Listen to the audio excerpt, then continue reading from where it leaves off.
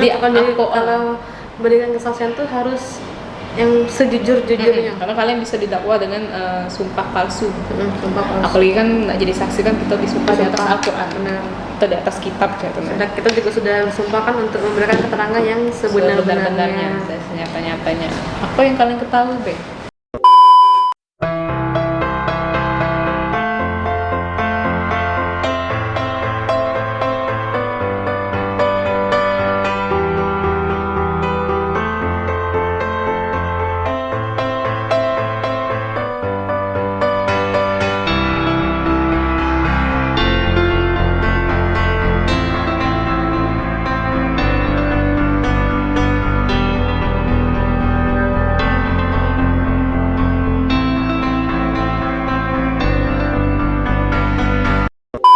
Assalamualaikum warahmatullahi wabarakatuh.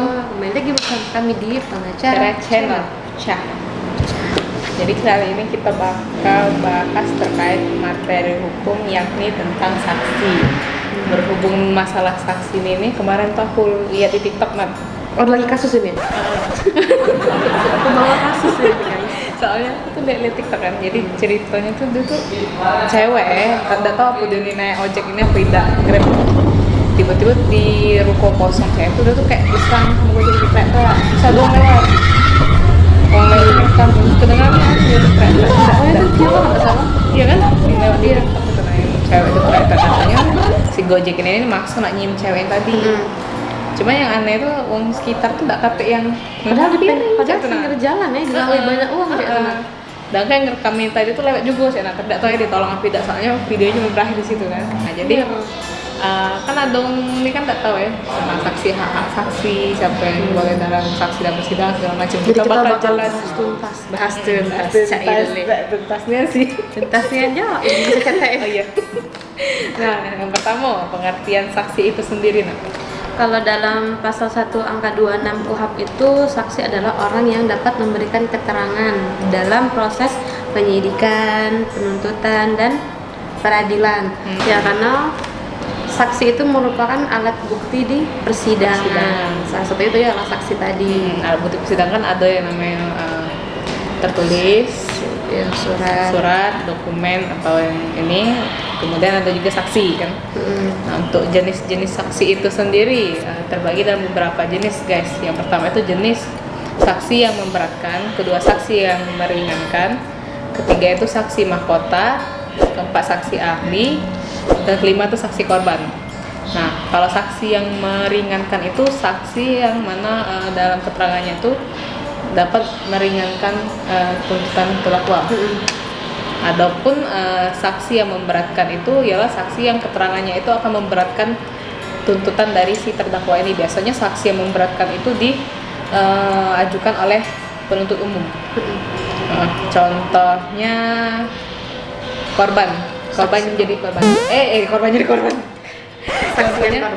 Saksi korban, yang mana dia tuh korban dari kasus tindak, yang mana dia ngalami dewek kan perkaranya, jadi otomatis dia memberikan saksi sesuai dengan apa yang dia alami. Kalau untuk saksi mahkota, kan bingung masih untuk apa? Jadi saksi mahkota ialah tersangka atau terdakwa yang menjadi saksi untuk tersangka dan terdakwa lainnya dalam tindak pidana yang sama. Kewajiban saksi yang pertama itu sebelum memberikan keterangan, dia akan disumpah sesuai dengan agama dan kepercayaan masing-masing bahwa ia akan memberikan keterangan yang sebenar-benarnya. Nah, yang kedua, saksi itu berkewajiban untuk tetap hadir di persidangan setelah memberikan keterangan. Nah, yang ketiga, para saksi itu dilarang untuk bercakap-cakap. Jadi dia tuh dalam ruangan kan dipanggil ya untuk bersaksi. Dijajarkan tuh. Iya, dijajarkan. Tidak boleh saling ngobrol satu sama lain. Kalau misalkan sudah memberikan keterangan saksian, nanti keluar. Satu persatu udah keluar. Itu bisa datang jajar kan. Yang si memberi keterangan, yang si ini di luar, kayak di rolling. Dan mereka tuh tidak boleh juga bercakap-cakap sebenarnya di luar. Bisa mungkin karena itu kan untuk menghindari dugaan-dugaan ya dalam persidangan. Nah, kalau ada kewajiban pasti ada hak sih. Jadi biar seimbang kan dari kewajiban. Tadi sudah kewajibannya. Nah, sekarang hak dari saksi itu apa? Nah, Kalau untuk hak-hak saksi itu sendiri itu banyak ya sebenarnya. Nah, yang pertama itu saksi itu berhak untuk dipanggil oleh penyidik melalui pemanggilan yang sah dan diberitahukan alasan pemanggilan dia itu ngapa. Jadi jelas ya, waktu sudah datang tahu dia disuruh ngapung itu ya.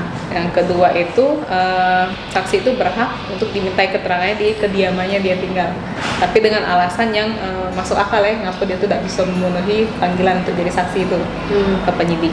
Yang ketiga itu berhak untuk memberikan keterangan saksi tanpa tekanan dari pihak manapun. Jadi tidak boleh adanya pemaksaan dalam memberikan kesaksian, harus dia dewek yang galak cak. Dia yang menjadi tidak boleh tekanan, dia yang mau, dia juga bersedia cak. Terus saksi itu berhak juga untuk menolak menandatangani BAP dengan alasan yang kuat. Jadi alasan dia tidak menandatangani BAP itu kenapa? Tidak boleh kalau misalkan sudah diambil keterangannya secara benar, secara patut kan, dia menolak untuk menandatangani BAP tidak boleh, kecuali kalau misalkan alasannya apa, misalkan keterangan yang dia berikan itu dengan yang ditulis oleh tidak sesuai itu boleh misalkan. Terus juga berhak untuk tidak diajukan pertanyaan-pertanyaan yang menyudutkan saksi, yang menjerat saksi itu kan. Berarti dia boleh tulisannya ada pertanyaan yang memojokkannya, dia tidak menjawab, tidak apa-apa berarti? Tidak apa-apa, harusnya. Harusnya. Pakai harus itu. Nah, kan ada pertanyaan juga nih pasti dari orang-orang, siapa biasanya yang bisa jadi saksi dan siapa biasanya yang tidak bisa jadi saksi dalam persidangan. Nah, jadi untuk siapa saja yang tidak bisa bersaksi dalam acara perdata itu diatur dalam pasal 145 HIR, 172 RBG dan pasal 1909 KUH Per. Nah, pada intinya itu menjelaskan yang tidak dapat bersaksi itu yang pertama keluarga sedarah dan keluarga semenda. Yang kedua itu suami atau istri dari salah satu pihak. Yang ketiga anak-anak yang belum berusia 15 tahun, dan yang keempat itu orang gila. Meskipun dia terkadang punya ingatan yang kuat, tapi dia tidak bisa bersaksi. Nah, jadi kalau uang yang sudah dipanggil menjadi saksi tapi tidak galak memberikan kesaksian itu sudah ada ngatur ya dalam pasal 224 ayat 1 KUHP. Nah, itu dijelasi bahwa barang siapa telah dipanggil sebagai saksi, ahli maupun juru bahasa menurut undang-undang dengan sengaja tidak memenuhi kewajiban berdasarkan undang-undang yang harus dipenuhi, maka diancam. Yang pertama, dalam perkara pidana dengan pidana penjara paling lama 9 bulan. Dan untuk dalam perkara lain itu diancam dengan pidana penjara paling lama 6 bulan. Jadi tidak boleh kita tidak memenuhi panggilan saksi. Nah, misalkan kayak yang konten TikTok kemarin itu ya, yang viral itu kan, kalau misalkan yang ngerekam uang itu, kalau misalkan dia tidak galak jadi saksi kan kena ada ancaman. Iya. Ya nggak sih? Apalagi dia yang melihat kan. Karena ngapa kalian nak takut ya? Karena orang tuh banyak orang awam tuh takut kalau misalkan duduk di depan hakim tuh kayak aku nih kena masalah dah kayak itu takut dia tuh kaget. Banyak loh sebenarnya kayak itu.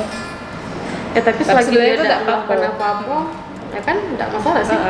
Karena kalian itu cuma memberikan keterangan sesuai apa yang kalian lihat, kalian rasakan, kalian dengar. Kalau misalkan di luar itu ya tidak masalah, bukan kalian yang bakal diadili cak itu kan. Asal keterangan yang diberikan juga benar ya.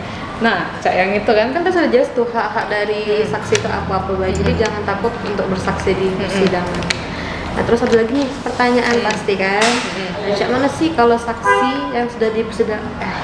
Saksi yang memberikan. Nah, jadi cak mana kalau saksi itu memberikan keterangan yang palsu di persidangan ya? Karena misal biasa baik kan olahan dari terdakwa mungkin kenalan juga tapi cak tidak kenal di persidangan yang untuk meringankan dia lah istilahnya tuh. Nah, sebenarnya itu untuk itu tuh diancam ya dengan pidana. Ini dalam pasal 174 KUHP.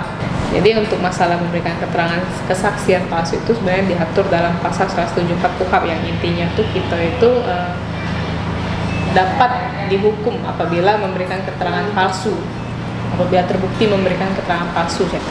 Ada sanksinya. Jadi jangan sekali-sekali kalau kalian itu tuh menjadi saksi itu kayak memberikan keterangan yang bukan kalian ketahui, kalian tambah-tambahi, kalian kurang-kurangi. Jadi kalau memberikan kesaksian tuh harus yang sejujur-jujurnya. Karena kalian bisa didakwa dengan sumpah palsu. Sumpah palsu. Apalagi kan nggak jadi saksi kan kita disumpah di atas Sumpah. Al-Quran Benar. atau di atas kitab ya teman. Dan kita juga sudah bersumpahkan untuk memberikan keterangan yang sebenar-benarnya. Dan senyata-nyatanya. Apa yang kalian ketahui, Be?